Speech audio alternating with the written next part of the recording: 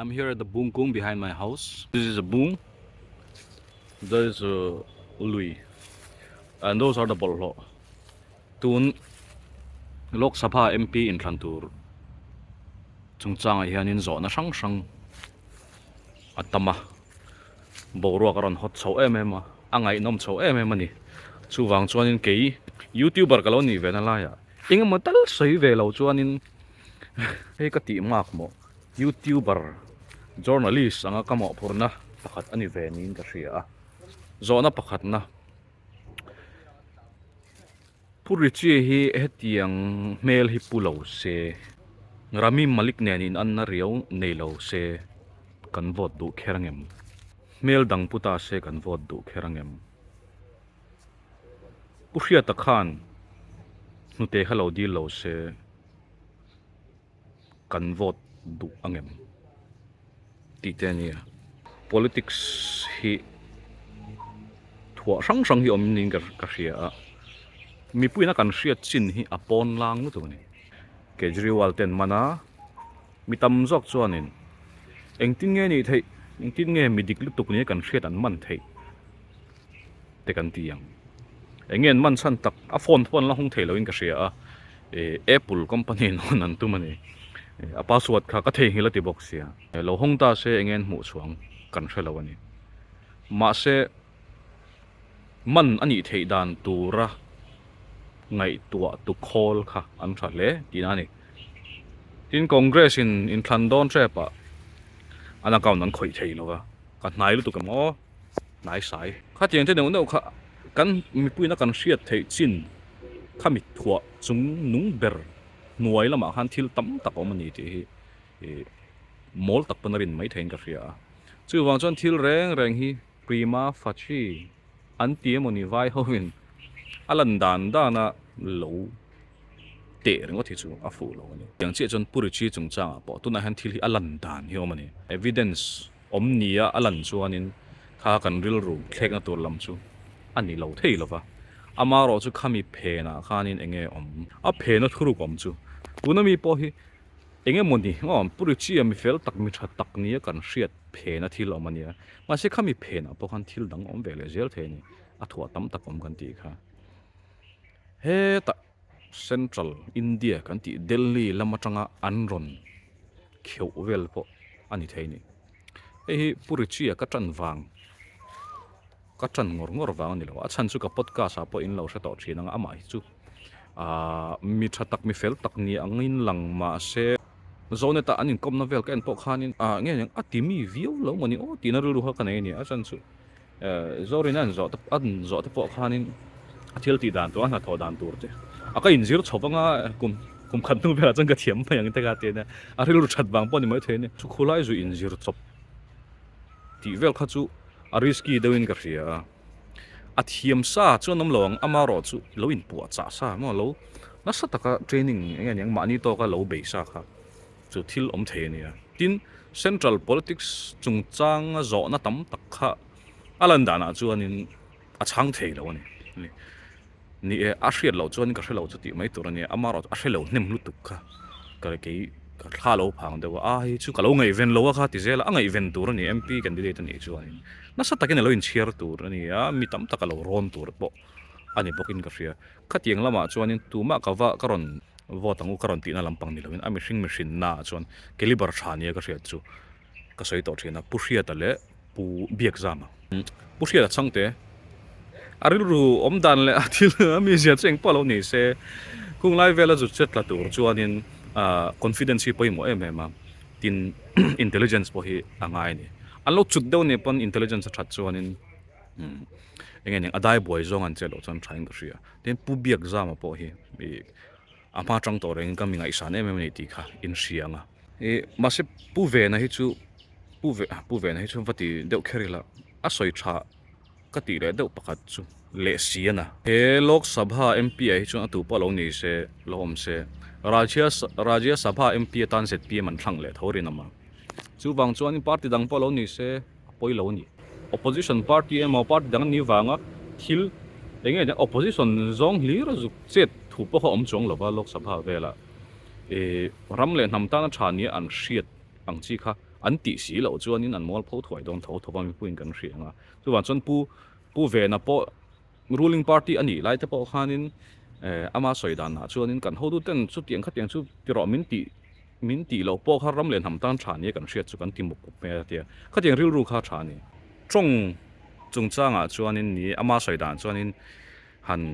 disadvantage na tur viau chu a om lo a tia benga an vo a anot let ling ha zela masi kha tiang lam ni lo e MP an ni khanin khami chunga an zu thut ringot khan ni lo wa delian om chung te emo mo roi tu dang te na anin kom na te anin kar te kha apoi mo em chu ta chong chong kha ngai le tho ni kha ta chang ron let ling reng tu kha anom to don big lo a roi te ni chuan thu ran ni ro se kan chong she lo ni ron be min dang let ling chop le ta se a communication gap kha om sa lo thei lo ta puri chia amel en chuan in amel tha em a fel po fel mela tin a sincere mel amaro chung chang a thu buai enge moni kha aron chuak ta chu ta chuan in mi pui rel ru a thlele dual ta ke chong sai kha vote po lo nei po ni la thlan ka tum chu ni chi lo ni amaro chu thlan lo tum thin video pakhat ni evidence pakhat ni wanga ai karin ang alo ni lo ti kan tam du khamak ka lo tia kan nu pui pasal kan kop pui te nge po kum tam tak nuwa kan rin ang an lo ni lo thei tho chuan in politician chu an ni don chiang lu tu ni kan rin ang hi an ni lo zel don mase pakhata chuan evidence om awang hianin thil he chiang ti ai chong lova pathian omani ti hi evidence atam amaro proof om lo ni chu wang ni ethes anom thin ma sai sang kan om reng don ani lo ring viau vote tum bur engmo wanga vote tum lo le bur anam rolin vote tum tho te bokan lo om vele zel theini tu ta chon hemi case sung cha han ka ngai dan chu arei to hle a tin bidang video comments na ta po tam tak inject chu enga tinge tu na ron chu man di dan thil re reng hun ala re court thil pa ma case hi akal rei thin ani chu a chan tak da di the nga panhina chuanin mi anon lara anon din chu chuan an chung chang thil ka case luite emo an bing chiat na thatna te po aron lang lo thei lo ta hei chu amak viewin ka thelo ni aron relevant ta purichi hi chu wang chuanin aron lar le te po kha ti thei tho ni tin ka seng khan ching kha a thua chung nung ber mi puina kan hriat chin oma a phena thil tam tak um ka tia a phena thil tam tak alo thling ti na kha ani mai tu ra kan ngaya ma se mak ka ti chu ka hriat tlem wang ani anga mam ko in KVS tan contract in mu theinan poisa chu ti za chu ron chung lut ru tia khanin enga tinge awa chung lut te khanin awak ve tiang chu an ti hal lo nge dan ang thlapin an ti ani chuan mo court notary na an sign ve ani chuan ai chuan dan ang ani chuan okay khalai kha chu poilo alo ti ching pen tu khanom ta ni chu ta chuan puram thanga le mustakara khan man ta chumi om zia chu prima fachi ngan heti a landan maya chuanin danang thlapin poisa kha an lo la ani chuanin puri chi khan alo sign ve ani pon danangin alo sign ve ni mai dananga ala lo ni chuan wange court notarian man le enga tinge poisa han ba chun lu khami an sign atang to reng khan thil dik lo hol hol ani chuanin thamna wa pe tu te po kha i case of thei chu an ni tu ra ka lo ngai ve to pa mol takin mase khami chin kha dan ang thlap ani a court notary ala na wanga a telawanga stamp te telawanga khami chin kha apoi lo ani chuan a omzia le peka chuan aba ka sum lo khoi ching pen na khanin puruchi kha atel ve lo ti na ani mai lo mo ti hi zo na ni alo dong ve mol mang tak e va thawe paisa chu ting kha tiang chu nia KVS contract lung le le chan marin mu theinan sa anoi somli ron thelu drone te dalia kan bank lawa kan consultant ne na khami china khan ani pon apoina ashelo nge ni ka tia a chan chu an nuwa khanin a khoi ching pen na khan atel ve mio lo chuan in court in thiam lo chan tir the lo ni mo he kan office anga te po antinan mi thare an join ta an charge report kan lo sign ta ni keile inspector in kan sign ha mo overseer ten an lo sign bele ta ni ni ka signature alo tel shim wang khanin a charge order a charge report a chuanin ka tel ve ni masi khami kha athu buai nakin aron chuak ta se kan sign na han ka hriat loin emo poisa lo la ta se emo lo la dun tai la ke khanin hei danang reng mo lo ti in kha ke ma ni lovin ka tel lovin lo ti ching pen ta se anon chuyanga hiam lo ka chan ve kher kha ngai lo ni ati ching pen na han ka vatel ve mi lo chon ka sign bang le ka sil wang ngot khanin direct in he tel ve ni ti ngot kha guilty by association ti kha murder te ni lo chon e automatic kha aning ka shelo ba tunge dan le sai reng son khang ron soin ka ria a innocent until proven guilty thiam lo an chan tir ma chon ala thiam lo ti mai kha ni court da chon ma ta chon zo na tam tak ta ba lo mang kan pu te than khat kan ria a e ru nge ni kan ria thiam lo la chang lo tam tak ta kan om ve tho so chon khatiang no khan a phena thilom thei tur kha khu lai thleng tu lo control nge nyang ti cha kan ngai to thleng thei to lo amaro chu he thil hi chu alan dan go ta ni lo ti ro kha chu mi pui nol pui pan kan ngai to thiam chu ka ringa Socrates atena an sin em chu dikna hai lang to zona mangai e vamak ve ti ha ringot lo khan in ma Socratic method te pon ti kha en tir nan puri chi he tiang mi sual lo ni ta se ZPM hian an party pumpui ming chiat huamin an the chuak in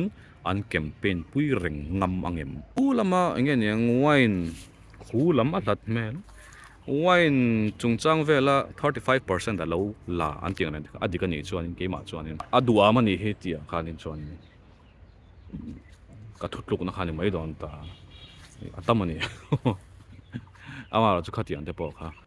an la chui zel tura ngai la tin ZPM nge pon anon soifia karinga anin soifia zel hi a tha kati na lai pakhat chunia pathian thua po apologetics kan ne himi ni pathian hi chuti khati a suale mai te ta se suala ni lo ji kan soive thiam te kha ngai ni apologetics a chunin